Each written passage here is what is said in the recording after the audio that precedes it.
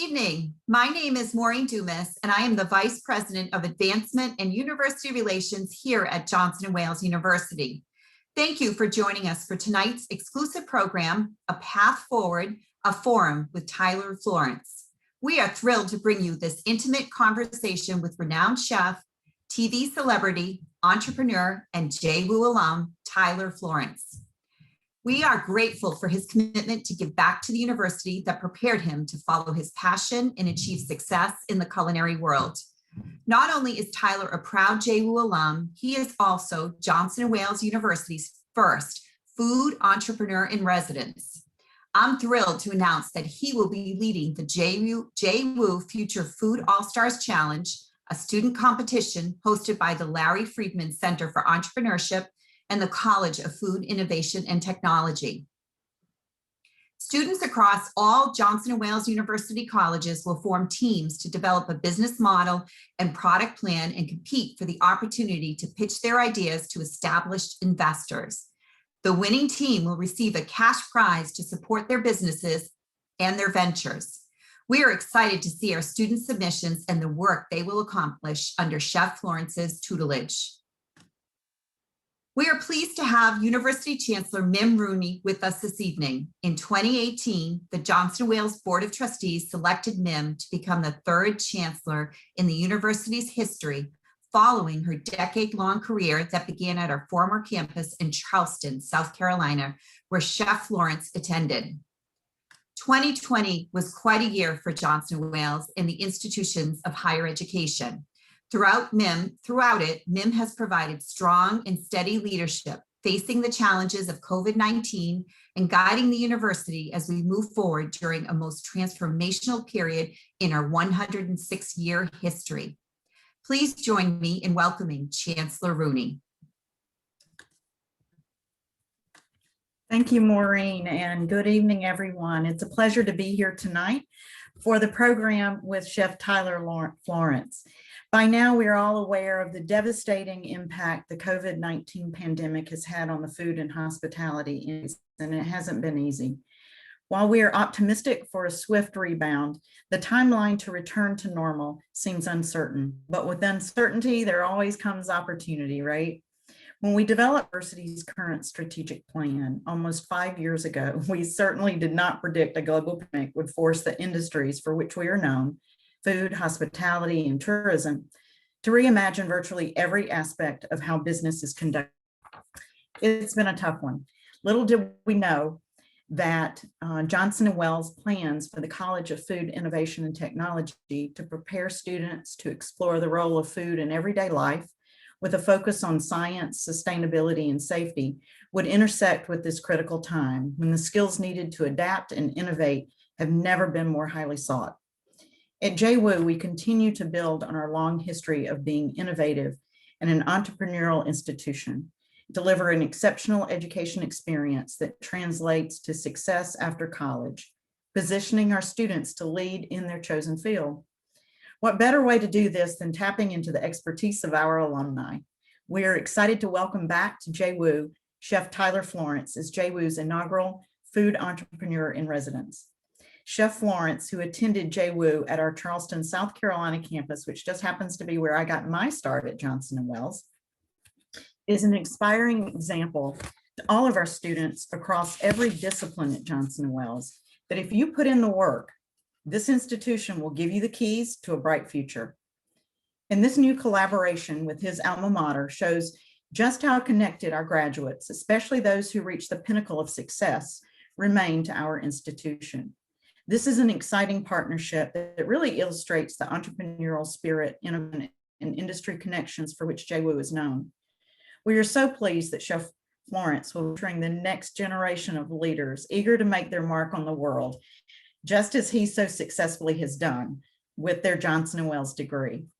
Tonight, Chef Florence will share the ways in which he was able to successfully transition his own businesses during the pandemic, and while building media, content, and partnerships with others was so critical during this time. He will also discuss his history of effectively launching brands in a variety of industries and provide valuable takeaways for attendees to position themselves in a post-pandemic world. We are grateful for Chef Florence's generosity and commitment to give back to Johnson & Wales University, a university that prepared him to follow his passion and achieve success in a culinary world. Once again, thank you everyone for joining us this evening. I'll now turn the program over to Assistant Dean of Culinary Relations and Special Projects for the College of Food Innovation and Technology, and that's Chef TJ Deladon. TJ. Thank you, Chancellor Rooney, and welcome to our alumni, and welcome to our Mary and Gertrude Society members that are joining us tonight. I am honored to be with you all this evening. Tonight will be a rich discussion and will be full of rich discussion and valuable takeaways. And I want everyone to partake. I want everyone to participate and be involved. So if you feel inclined to ask a question tonight, please use the Q&A function at the bottom of your screen and just type that question in there anytime throughout the program, anytime throughout the evening. And what we're going to do is we're going to collate those questions and we'll pose them towards the end of the program. It really is my honor, and I am thrilled to introduce our guest and fellow JWU alum, Chef Tyler Florence. And I'd like to share a few words about Chef Florence, if you allow me. Tyler's a 24-year Food Network veteran who has captivated millions of viewers on numerous hit shows. His reach and influence extends well beyond his cooking shows, as he's authored 16 cookbooks and built an ever-expanding business across many platforms. He's a Johnson & Wales graduate, class of 1994, and was awarded an honorary doctorate by the university in 2004.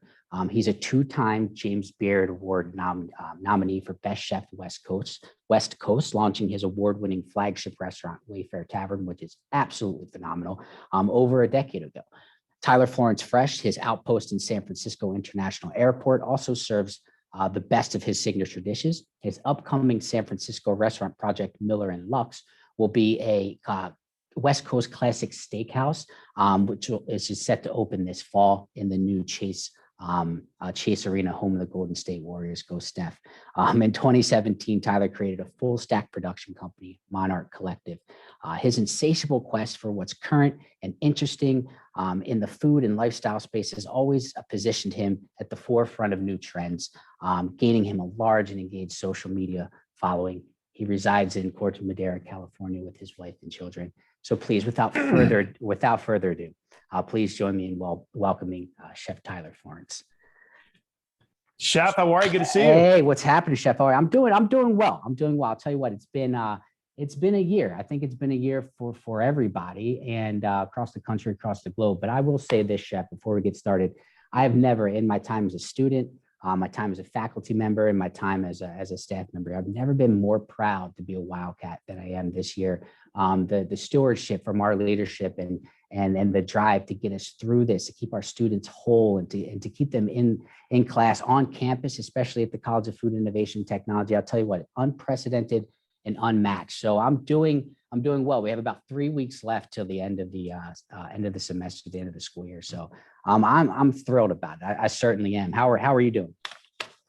Doing great. I think hanging in there is sort of like the new phrase. You know, it's like those old posters where you see the kind of cat hanging onto a branch. I feel like everyone's doing that professionally, and we've made the most of it. I mean, we've learned a lot about perseverance and what we're capable of doing. We've certainly grown out of necessity of just having to figure out how to diversify our portfolio and try to take as few L's as possible and try to win a couple on the way. But it's definitely been a very dynamic and earth-shattering year in a lot of ways, especially in our industry. Our industry is suffering on so many different levels, but it looks like we're kind of coming to the end of it. I just got my second vaccine shot, 2.5 weeks ago. Feel great, and looking forward to a brighter day. But I got to tell you, I really like your wine wall. I feel like I got some stuff here. I don't have the big wall of wine. I'm telling you, but you got the knives. We could collaborate. You know, if you weren't literally on the West Coast right now, we could do some damage. That's for sure. But yeah, there's a lot to be said about, I just think our profession, right? What we do and just overcoming adversity. I think you hit the nail right on the head. And Chef, this really goes without saying, but we are so proud of what you've accomplished since graduating with your culinary degree back in 1994. And 10 years later, getting that honorary doctorate, which is really like a dream, right? It's absolutely, I mean, how telling of a individual you are and how amazing you are for your alma mater after 10 years out of school to say, you know what, we're going to give you an honorary doctorate. So, and it happened. And I remember it like it was yesterday, it happened at my commencement. And what a gift for me to see you speak at my graduation. But Chef, what an awesome feat. And we're just so proud of you. So really my first question for you is, what did that culinary degree mean to you? And what did it do for you when you were starting your career and really building your brand?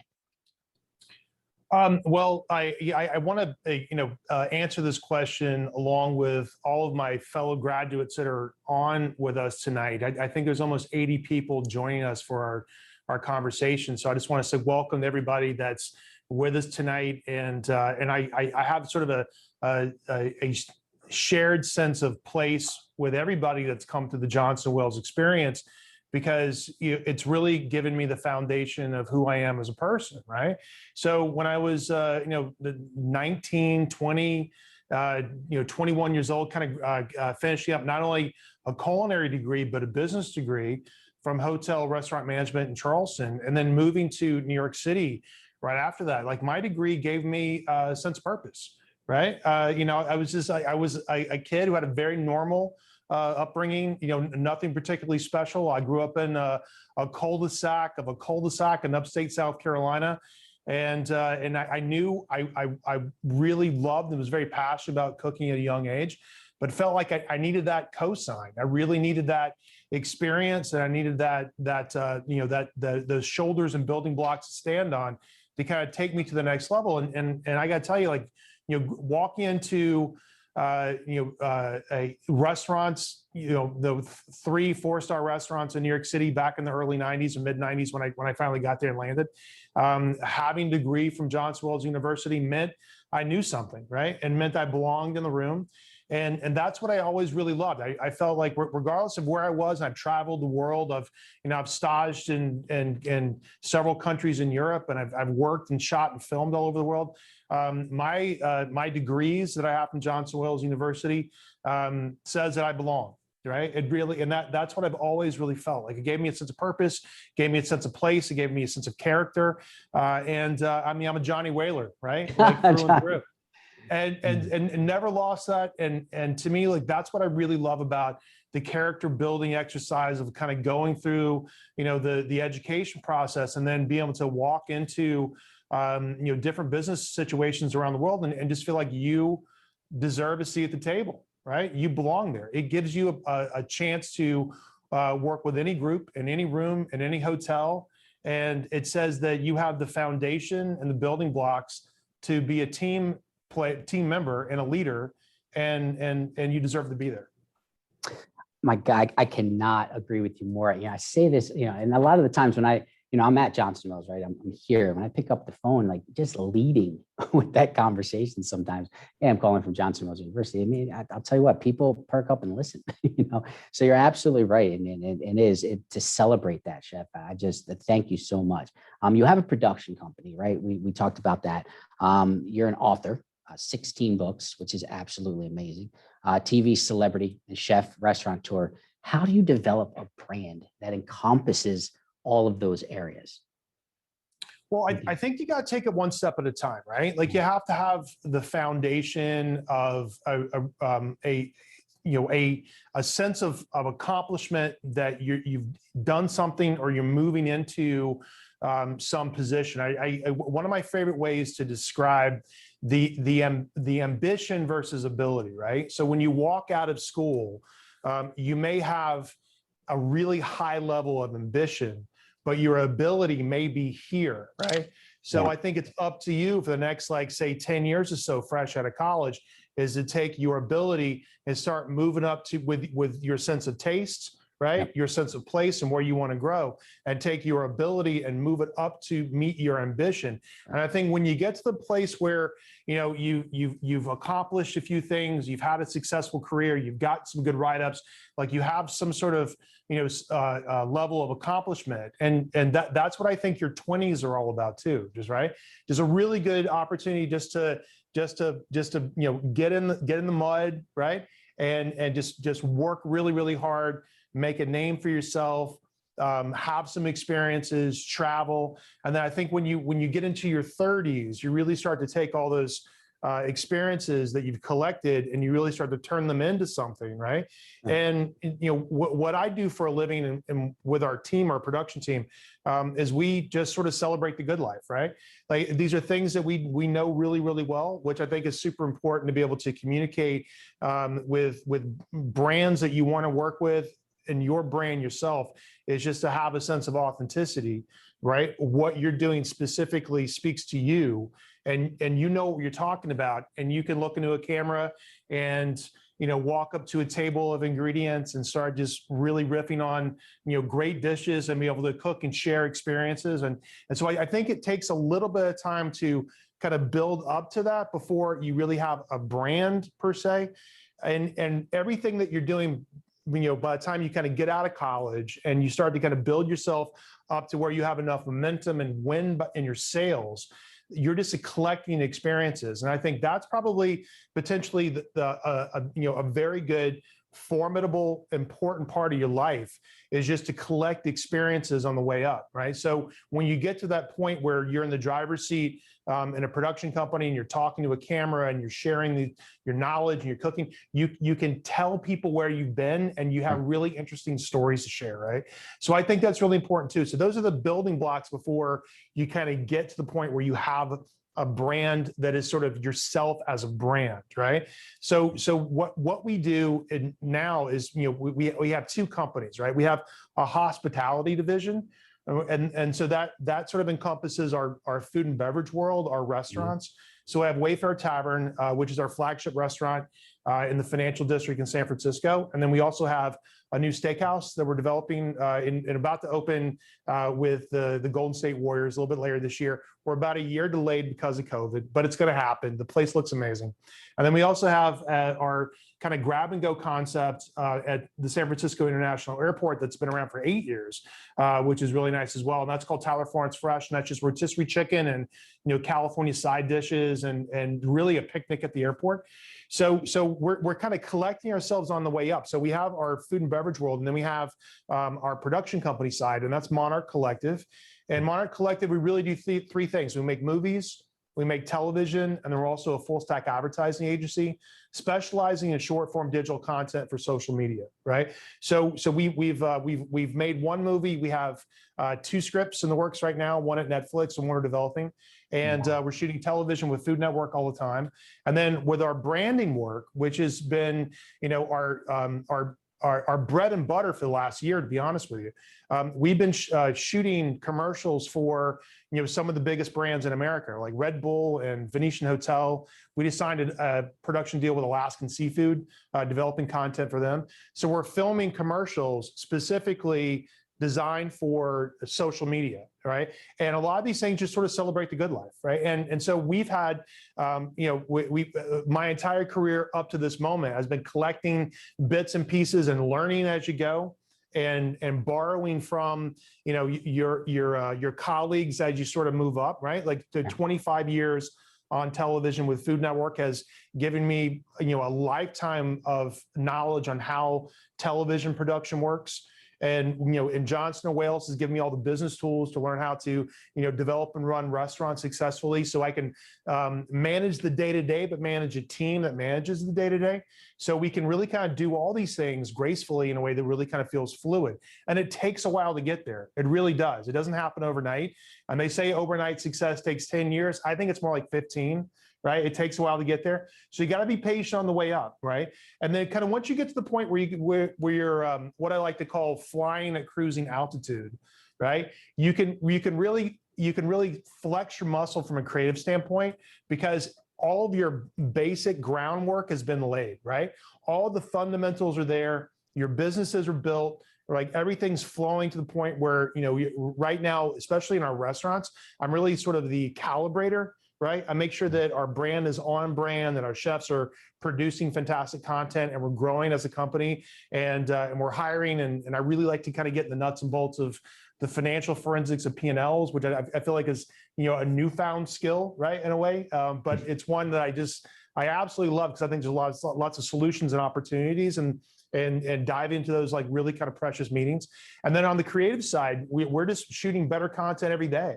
Like we're an award-winning production house, and every video, every contract, every pitch meeting, we're just getting sharper and better. And so it just feels like we're riding the momentum of kind of what we're doing. And I think what we're doing is literally our best work. And that's all you can ever ask for, is just to be a little better tomorrow than where you are today, from a creative standpoint, from a leadership standpoint, from a development standpoint. So it takes a while to kind of get to where you want to be. And so having a production company is a great goal, right? To kind of take it back to what I was saying earlier. My ambitions early on were very, very high, right? My ambitions. It's taken me a long time to get my ability up to meet my ambitions, where I can walk the walk and talk the talk and deliver world-class programming and world-class restaurants. And now I just feel like we've never been better. Wow. So I need a T-shirt that says ability and ambition, number one. I mean, I'm right. I'm completely inspired. When your ability meets your ambitions, then you've made it. My God, that was absolutely amazing. I cannot wait for you to be our entrepreneur in residence. And you tell that story to the students. I'm telling you right now. I mean, I kind of got chills, man. Authenticity, that's another huge trigger. I wrote that down immediately. I think that's so important, right? Just being authentic, and just being yourself. People need to see you for who you are. And I think that's so important. Thank you so much. So speaking of brand, right? This question is really kind of near and dear to my heart. Johnson & Wales recently announced the evolution of the College of Culinary Arts to become the College of Food Innovation and Technology, which builds upon our expertise to explore how food impacts people, communities, and economies. CFIT, the College of Food Innovation and Technology, will educate and prepare new generations of culinary and food leaders. What do you think the impact of this decision will be? It's a big one.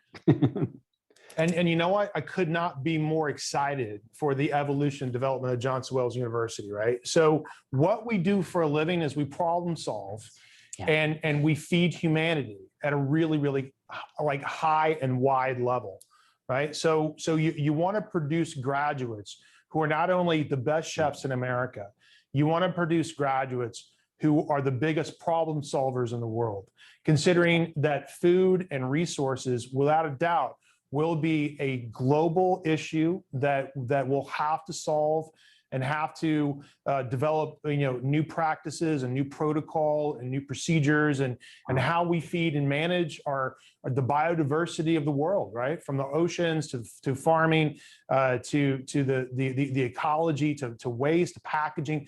All these things really make a gigantic difference. And I think if there's a global think tank, based out of Johnson & Wales University, that's producing graduates who know how to think critically, who know how to solve and know how to ask the tough questions and know how to bring solutions for a better tomorrow. We're not just producing, chefs who can, cook foie gras and show up at events, right? We're producing the next generation of leaders, and the need and the necessity as a culinary entrepreneur are way different than they used to be, right? So now, not only what we do for a living, like I've been on the board of directors of the San Francisco Marin Food Bank for over a decade, and we've been solving hunger issues in San Francisco for quite some time. I've been on the ground with Jose Andres and World Central Kitchen for the last 5 years on 6 or 7 different deployments around, helping people with who've been evacuated from fires here in Northern California, from hurricanes in the Bahamas, right?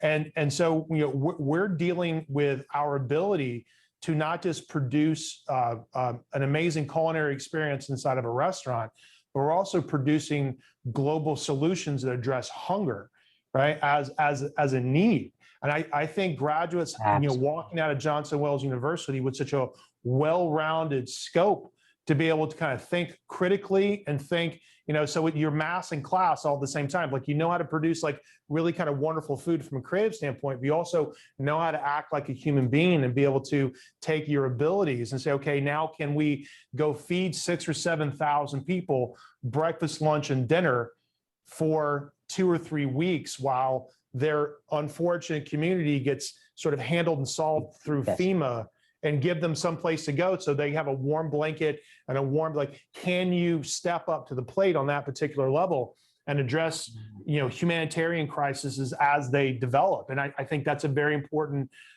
dynamic to be able to kind of think through. So I'm very, very excited about, the next stage of Johnson Wales University, stepping up and addressing, what needs to be addressed on a global level, and just be there as a global think tank. And I think it's an amazing opportunity. Gosh, perfect, absolutely amazing. I mean, I cannot tell you how much that means to hear, because it's exactly the sentiment that we share here at the college, at the university, the College of Food Innovation Technology, is to create problem solvers, right? We know that food is the one thing we all do, right? It's the one thing that kind of links us all as human beings, and and some of us have too much, some of us don't have enough. And to solve those problems all and everything in between is exactly our mission, exactly our vision, and what we want to do. So thank you for that. We possess what will be considered a superpower. We know how to feed people at scale. I completely agree. And thank you for everything that you've done for, I've spent a lot of time in California, 15 years out there in another capacity, executive chef of the Flavor Experience. But what you did for the folks that were affected by the wildfires is just admirable, above and beyond. So I just want to thank you personally for all you did to help. It pulls on my heartstrings, Chef. So thank you for that. And here's a great question. This is like the question that everyone says, like, what's your favorite thing to cook? But we're interested. I get that. I've had that 1,000 times. I know. I just lean on Italian. I'm like, yeah, bolognese, right. Whatever. Exactly. But fried chicken. What have you learned from your journey as an entrepreneur? What do you wish that you knew when you first started your career? Right? Like that's one of those questions. Like, what do you know now that you wish you knew then, or something like that? Well, I think you have to take the successes and you have to take the failures in life. And I think you have to give each bucket a lot of weight, right? Because not everything works out the way you want it to, but sometimes the failures, how you come out of that and auto correct your position, your pitch, yourself, like your attitude. I mean, it just could be how you kind of walk into a room and like to become more self-aware as an adult, right? I think those things are really, really critical. So the way I see it, like there's no such thing as failure, right? There's no such thing as failure. You either win or you learn. You either win the situation or you learn, and then if you address those situations correctly, you'll be given the roadmap to get right back on course, right? And so I've always been fascinated with success stories or roadmaps to success, because it's not linear, right? It's really more like this, right? Until you kind of get to the place where it's like, okay, now I feel like I've succeeded for now where I am in my life, and we'll sort of see where it goes. And so like, I think that, everybody has those sort of subtle regrets in life. Like, maybe I should have listened, maybe I should have applied myself more. Maybe I should have, been more proactive on how, professional I could have been or should have been. And I think it's important. I mean, I've been fired, right? I've been fired from restaurant jobs early in my career. And then kind of walking away from those situations, kind of asking yourself why, maybe I shouldn't have been late. Right. I think that's really important. Maybe I should have been, so all these like little details start to stack up, and you begin to own those. Right. I think it's really important to kind of own those subtle, issues that you begin to kind of autocorrect and become more professional and more intuitive and with introspective, right? Like you really become very incredibly self-aware. So I think a lot of those things that I always kind of take away, like I own our successes and I own our failures, because I think our failures, because I think success is built upon the pillar of failures, Sure. right? Like when you Absolutely. fail and you come back stronger next time, and you come back stronger next time, that sense of just resilience, right? That backbone, that having your back against the wall where you don't really know what you're going to do next, and you have to like listen to your internal mechanisms to think, okay, how are we going to get out of this one, right? Right. How are we going to win? What are we going to do about it? And those are the strongest survival skills that you could ever own. And so I think in a way I appreciate the opportunities that life has presented me on the way up, to become just and sometimes those life lessons can be a little painful, but on the way up you learn about them, and then you're like I always tell kids, like like you there, for every mile of road you lay, there's 2 miles of ditch, right? Yeah. For every mile of road you lay, Yeah. there's 2 miles of ditch on either Absolutely. side, right? Absolutely. And if we can just keep the next generation out of the ditch as much as possible, and to be able to take our life lessons of where we've kind of come through, the highs and the lows, and be able to edit that down, right? And kind of, maybe put some bumpers up a little bit, right? Where they can learn how to grow. And so I think owning that and then sharing that knowledge onto the next generation, I think to me kind of feels like where I want to be right now. Fantastic. So failure is crippling. It's a crippling thing.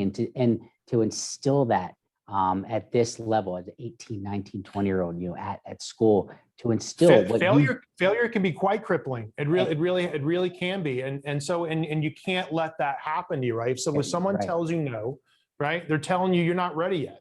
They're not telling you no forever. Sure. And they're not telling you you don't belong there. They're telling you you're not ready now. Exactly. So you have to take those opportunities and really kind of read between the lines, right? Like Absolutely. if you had the ambition and the gumption just to be in the room and to apply yourself for that particular position of what you wanted to do, again, it's ambition and ability, right? You're applying for these positions that might be a little over your head from an ability standpoint, but you just keep plowing ahead. You just keep checking away one step at a time. And when you get to the point where you feel like you have equilibrium between your ambition and your ability, then you feel like, okay, I'm here. I've made it. I love it. I absolutely do. Chef, we're going to pivot, and then I have one question for you. We're going to pivot towards a question really about journey, about, kind of some adversity through COVID. Then we're going to turn it over to the guests to ask some questions. But there's a saying, never let good crisis go to waste. You've mentioned many times that building media platforms, content, and partnerships during these times have proven critical. These times, the pandemic is what I'm referring to. Can you share that journey with us, right? We're about a year out, right? Say about a year and a month of, when all of our lives changed. So what did that journey look like for you? Well, so I just turned 50 this year, right? So in 2008, as a young man who had just moved to California, and really I was just kind of all in on this big West Coast move, growing up in South Carolina, moving to New York, and really kind of having an establishment in New York City, working with Food Network, building like my restaurant persona as a New Yorker, and then moving to California as the economic downturn of 2008 hit. That was devastating, right? That to me, like, wow, that really, really hurt. And that took us a long time, because like Food Network, I remember the president of Food Network coming to my dressing room and saying, I'm sorry, we're going to have to cancel 3 seasons of your contract just because we don't really have advertising dollars to pay for it, right? And so, all of a sudden we had this kind of like robust but relatively thin business model that we didn't, we just assumed life was good yesterday and life is Yeah. good today, that means life is going to be good tomorrow. Forever. Yeah. We just had this like, okay, let's just go another year, another season, another cookbook deal, another, 24 big public appearances a year. Let's just kind of keep the party going. And then when that went away in 2008, that was terrifying. Oh my gosh. We didn't know what to do, right? We fired all of our staff, burned through all of our savings. It was really, really tough. But it's that muscle memory of having gone through that in 2008 that I think propelled us this past year in 2020 and in 2019, first part of 2020, to not panic. Yeah. Right. That was the first thing we did, is just not panic. Right. So I think it was critical for us to kind of think through what we did have, what we could do, what we could do without, right? And what's the path forward, and to be able to kind of plan and take not only, myself, but my family, my lovely wife and our children, to be able to kind of manage that as the core unit that holds everything together. Yeah. And then kind of move that into us as a business on how am I going to keep the lights on, and not only in our restaurant, but also our production company. Like what are we going to do? Yeah. And so we just sort of looked internally, we had a couple of meetings on what can we do to pitch, who can we talk to, how can we pivot? And I think it's really, really important to be able to create a diversified portfolio with streams of revenue that don't come from one place, right? And that so if something ever feels, you never want anybody to firmly have both hands on the rug of which you stand. Sure. Ever.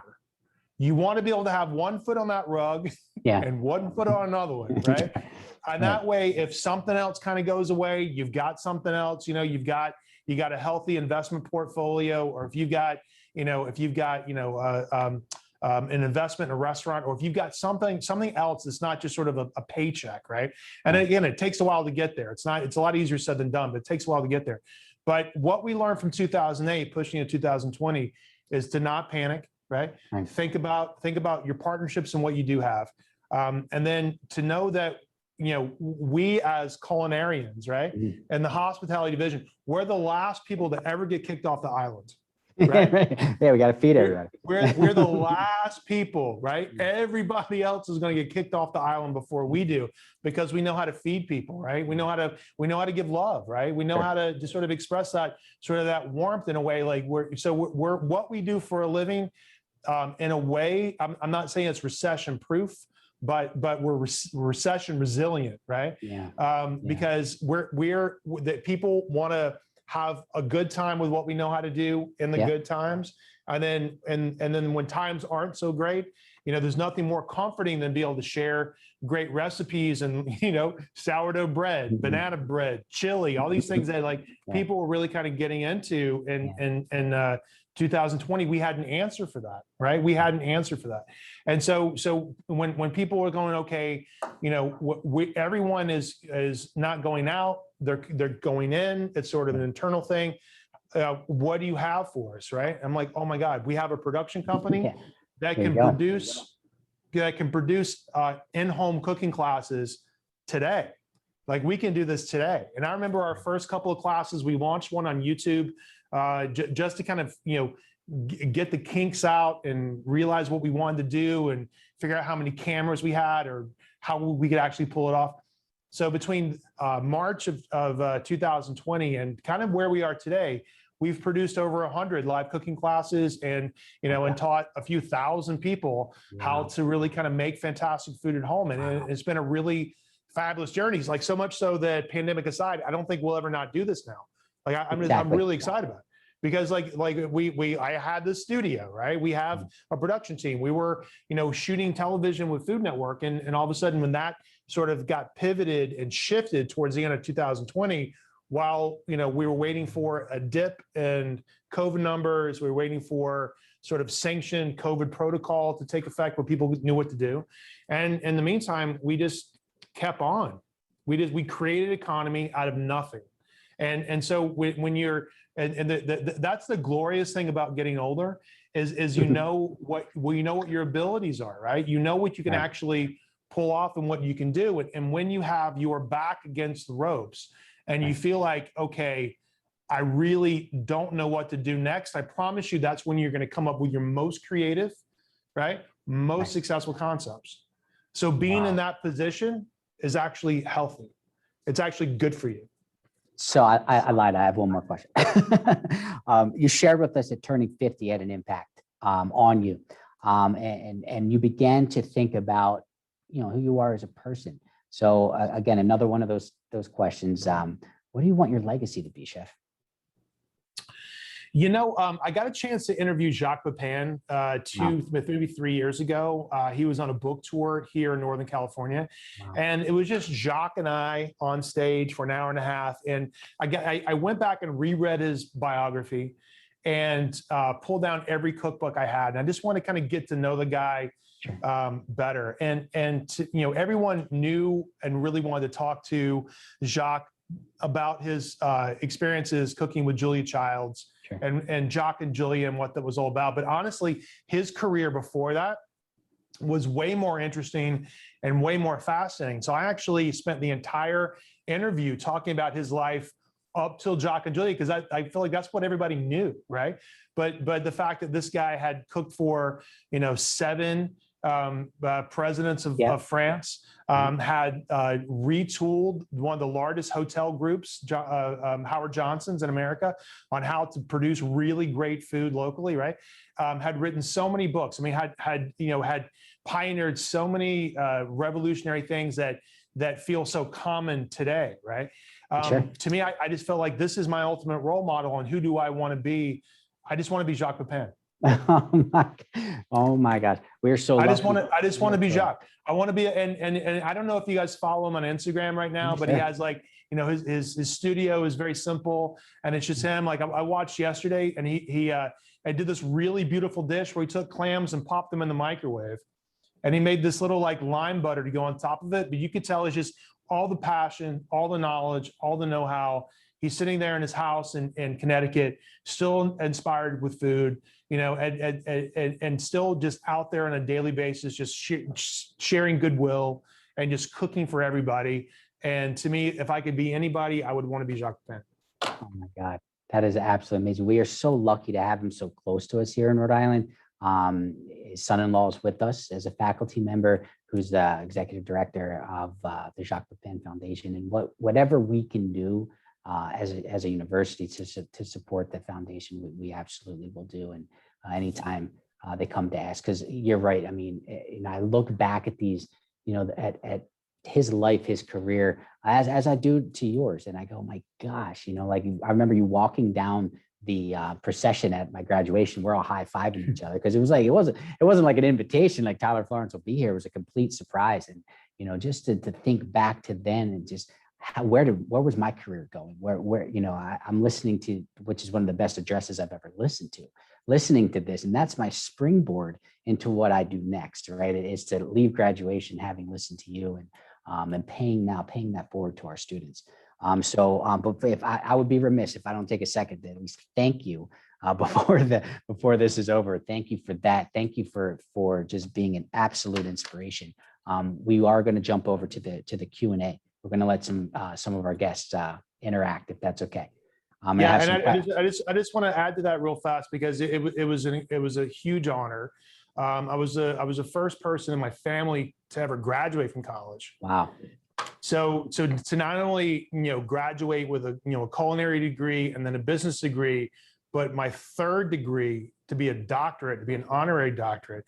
I remember what I said in my my speech, like I am here on the front line to let you know what you're about to step into, right?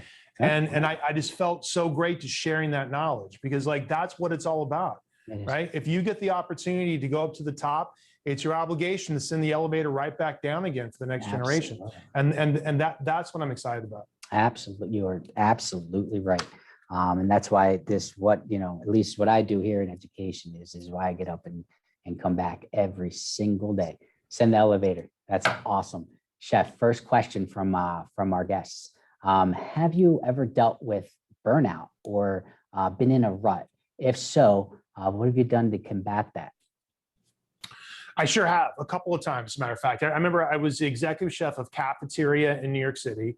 Mhm. And, and I just kind of hit this like thing, and probably in my mid to late 20s, right? So I started out, working in restaurants when I was 15 years old. I started washing dishes when I was 15 in the nicest restaurant in my hometown of South Carolina.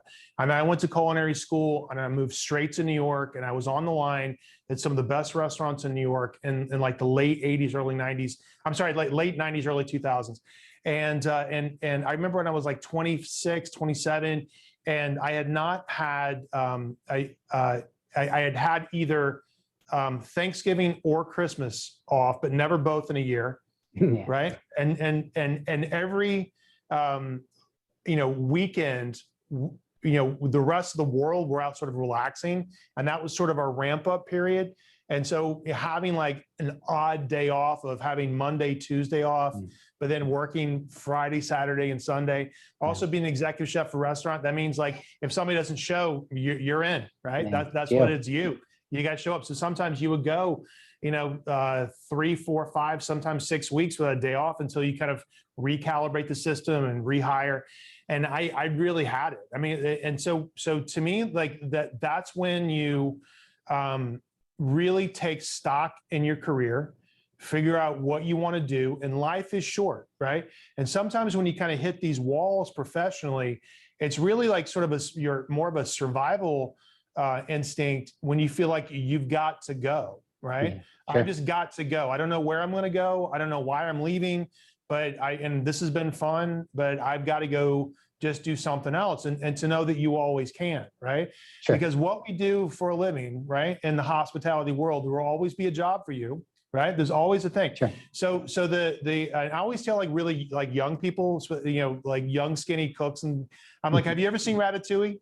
They're like, I'm like, yeah, of course. I'm like, it's the best food film ever made. You got to go see Ratatouille. I'm like, you need to be linguini, right? You got to just go knock on the door and like take your knife roll bag and just commit and just kind of go and just have another experience, right? Yeah. So if you can do it and you kind of get to this point in your career and if you have family and children, that's a different consideration. But if you don't yet, there's nothing holding you back. You should go to Spain. You should go to Japan. You should go to London.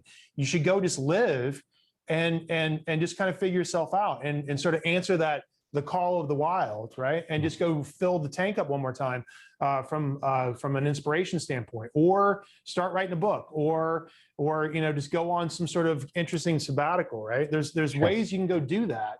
Go cook for a camp in the summer with kids and just sort of take a break and do something else. You have a magical skill that everybody needs on a daily basis, and everybody will pay you for the rest of your career. So if you feel like you're stuck in a rut in a situation that's not healthy for you or for them or whatever the situation is, literally today is the day you say, I've had my last bad day. Yeah. And you step out of that line, and then tomorrow you step on a different line, and you just sort of embrace the change. It may feel chaotic for a little bit, but then literally a week into it, 2 weeks into it, you're like, this is the best move I've ever made. I'm so happy and I'm free. And you can always go back to that. You can always go back to that, right? But sort of listen to yourself. You only get one trip around the merry-go-round, one trip, you get one lifetime. Don't waste a second of it. Don't waste anything. Listen to yourself. If you felt it's time to go do something different with your life, go do it. Just go do it. Don't apologize. I love it. Chef, so there's actually a decent segue to this next question. It's a little long, so let me read it off to you. How have you managed having a family life on top of growing your abilities in order to reach your ambitions? One of the hardest things to do is find time for others outside of the restaurant or hotel that you're working in. Do you have recommendations on how to balance being able to have both? Well, so it really depends on kind of where you are in your life and your life journey and kind of what you're looking for, right? So I'm happily married. I have 3 beautiful children. My wife and I have been married for 15 years. This is my second marriage. My first marriage, I got married probably too young. But what came of that is a beautiful child, right? We have, my oldest son is 25 years old, and he is Wow. the love of my life, the brightest guy in the world, like the guy I want to hang out with. I'm really loving having an adult relationship with my child. And so you learn a lot about yourself as you kind of grow up into situations when it comes to being responsible and knowing what the value of a great partnership, right? The value of a great life partnership. And you have to, when you get to the place where you feel like you've got it, and this is you, and life is really, really great, you begin to grow with that person and realize that that one human being that you're currently sharing a life path with will be there for you and with you through the best times and the worst times.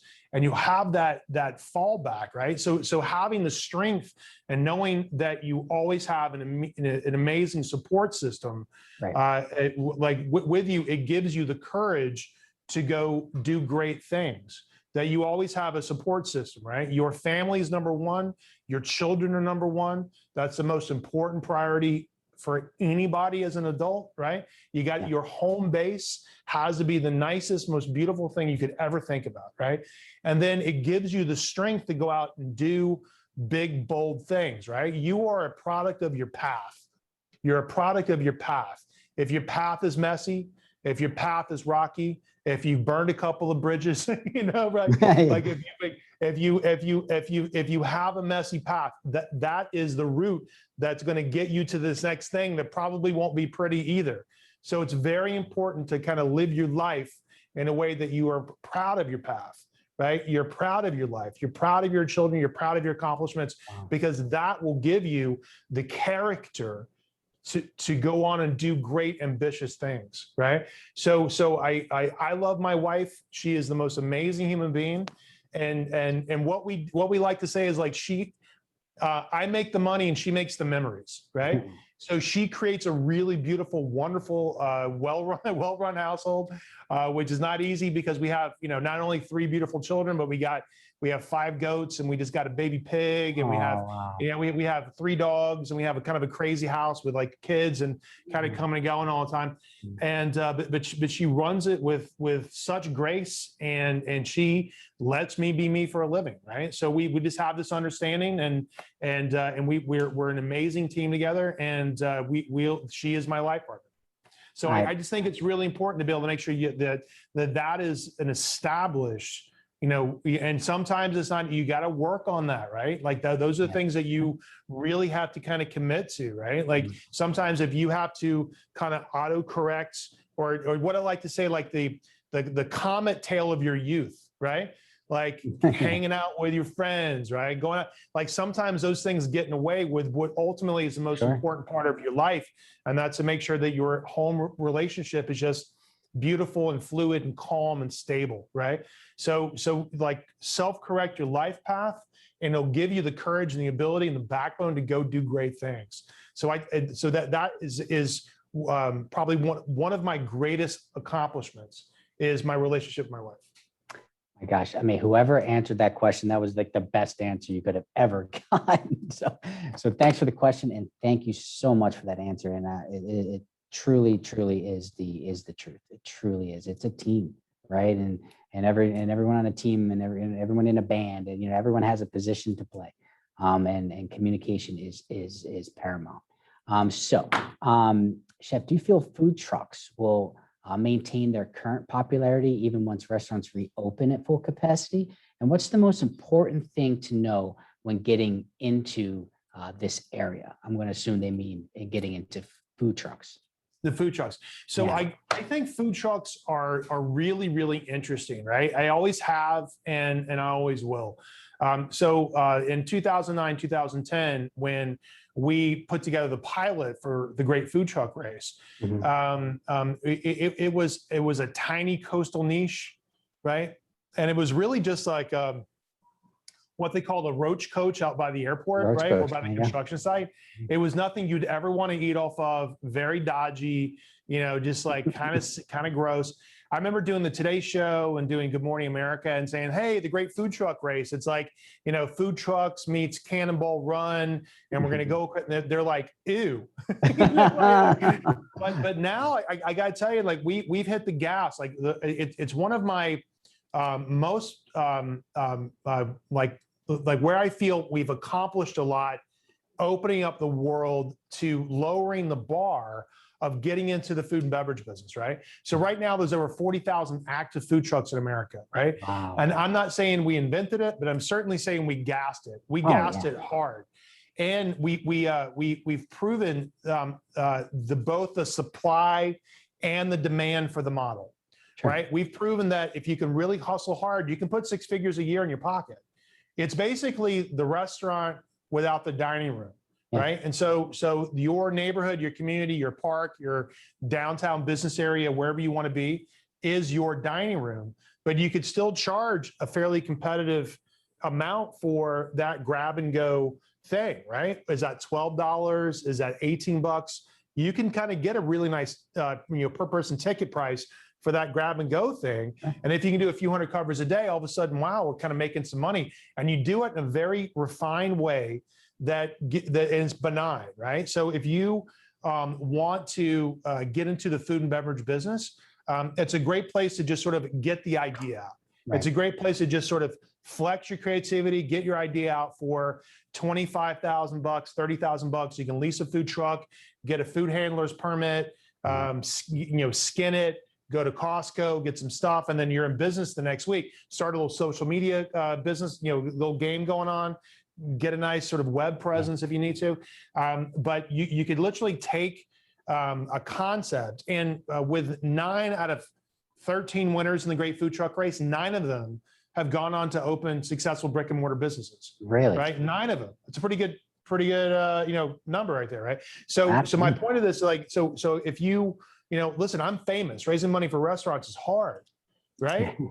And so the death rate of restaurants, right? 7 out of 10 restaurants never see their second birthday, right? Especially even in this economic environment, right? Those are very real statistics. Yeah. So I think, having a place to go practice your craft, make some money, develop that next big, great sushi-rito concept you've always wanted to make, right? Wouldn't it be cool if we made a crow nut? Wouldn't it be great if we smash these 2 ideas together and make something really kind of new and very innovative? The food truck is a place you want to do that, right? That's a place you want to go. And if you fail, who cares, right? If you fail, you haven't lost $4 million. You've lost a little bit of money, but you could literally reskin it and go do something tomorrow with the same truck, and no one's going to know, right? Exactly. So it just kind of gives you this place to kind of like fail up, fail forward, right? Wow. And just kind of grow with it, right? Like you've got the best idea in the world that nobody's into. You're going to figure that out in a food truck before you're going to waste $4 million, kind of getting together. And also, you're going to have this really amazing proof of concept. If you get it right, if you nail it, if you're gonna have this amazing proof of concept, you're gonna bring your entire social media network with you, and you're gonna have a really successful business model to go pitch investors with, right? So I think it's a great place to go. I think it's a great place to just get your leg into the industry, and even if you have an established business, 11 Madison Park, one of the greatest restaurants in the world in New York City, just announced that they launched a food truck, right? It's cool, right? Yeah. It's cool. It is literally, having what that I like to call cell division, right? So you're one restaurant, and then you're a restaurant and a food truck, right? And then you have something else to talk about, something else to go do, a place that you can have a different version. Let's just say that you've got a signature item on your menu at your restaurant that would be a breakout hit as what they call a QSR plus, right? So it's a quick service restaurant, but at a premium. Shake Shack is a QSR plus, right? So if you've got one item, they're like, oh my God, if we just did a restaurant and we just sold this one thing, oh my God, wouldn't it be great? Boom. Put it on a food truck, right? Yeah. Go flex your muscle and do it on a food truck. And then all of a sudden you've really got 2 great concepts. And if you kind of exist in the upper echelon of the food world, you're just sort of proving yourself that you can make food for the masses and do something kind of fun, right? Yeah. I strongly recommend if you're looking to diversify your restaurant position, but a second location is too expensive for whatever reason, do a food truck if you can afford it. They're a lot of fun. You can make some money, and you'll definitely kind of get the word out. Yeah, I just saw the 11 Madison truck, and it's gorgeous. It's all glass. I mean, it really is stunning. Yeah, no, it's It really really good. is. I'm not sure what they're serving on the menu, but you know it's going to be good. Yeah, it's gonna be Yeah. absolutely. I mean, Daniel's an amazing chef. Chef, I know it's just a little after 8 here. I think the conversation is robust, and I'm having a great time. You mind if I get one more question in? Yeah, please. I'm like okay. Lionel Richie. I'm here all night long. I love that. All right, so this one near and dear to my heart, and I'm glad someone asked it. Thank you for ever asked this question. But what's your advice for young chefs? That's a good one to end on. I think my advice for young chefs is to take yourself incredibly seriously, right? Like, don't waste a minute of your life.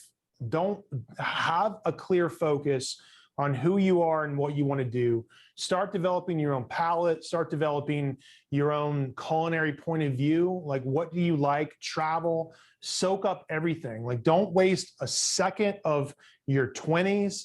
Don't wait, because that is like your runway. That's your traction. That's you're proving yourself, right? And so, you could either spend a decade doing something unremarkable, or you could spend a decade doing something truly remarkable, and then absorbing from some of the great people in the world, absorbing from some of the best business models, really establish yourself as a great hotel operator, or a great chef, or a great restaurateur, or a great, food scientist, or a great leader, right? So just take yourself incredibly seriously, and don't waste a minute of your time.